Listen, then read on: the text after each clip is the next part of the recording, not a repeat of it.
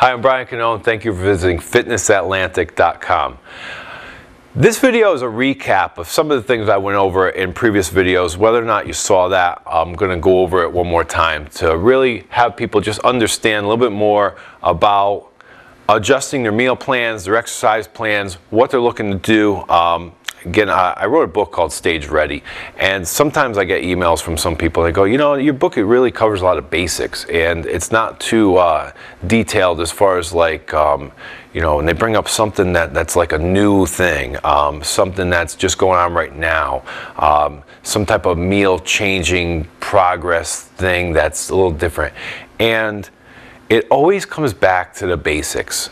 If you're not going to put the basics in your plan, you're buying the book because you're not seeing the results. So you're looking for something, and you have to go back and really take a look. The basics are the consistency, the things that make something work. And what we're looking at is it's your calorie intake. So calorie intake is based on your resting metabolic rate, the goal you're looking to achieve, how many calories you're supposed to be taking in. A lot of people don't really know. You want the proper amount of calorie intake to achieve that goal. Number two, meal balancing. That means the carbohydrates, protein, and fat percentages are on a consistent basis. You understand what they are within that meal, and they're placed there on purpose. Okay, everything is done and planned out in advance, which is number three. Meal frequency. This is your time management, and most importantly, it's your proper preparation of your meals. Putting things in Tupperware, having them ready, knowing when you're cooking your food, knowing when you're going to the store to buy all of your chicken and your brown rice and all your vegetables, having them in the refrigerator, when you're going to make them. It's the hardest thing that I found is the meal preparation is the hardest thing about doing these shows. You're going to the store, you know what you're buying, you're preparing that food, you're putting it in your Tupperware containers, you're taking it with you everywhere you go. That's the hardest part about doing fitness competitions and getting involved in these contests.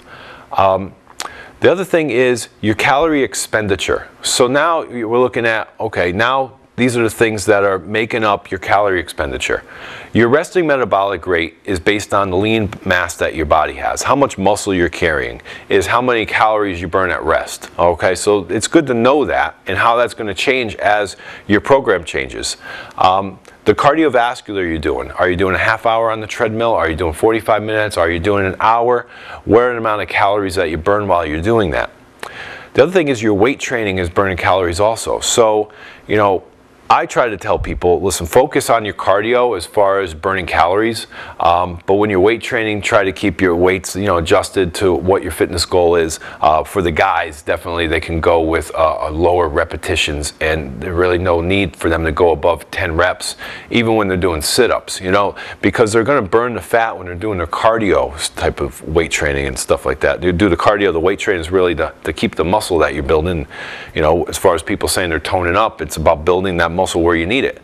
So you have your weight training. There's a lot of people that are doing different types of full body workouts where they're trying to combine these both so that they're doing you know, different types of full body routines that are combined between their cardio and their weight training, and that's fine. It's all, again, just really what I'm saying is just understand the calories that you're burning when you're doing that. The other thing is eat a high fiber diet, because your food digestion is going to be burning calories when you eat certain types of foods. So it's eating all those extra salads, adding in more vegetables to your meals, and you're going to find that you're going to speed up your metabolic rate. You're going to burn more fat off your body that way. All right, so those are the things that equal progress. Remember, it's 3,500 calories in a week will burn a pound of fat. You will change as you make changes in what you're doing.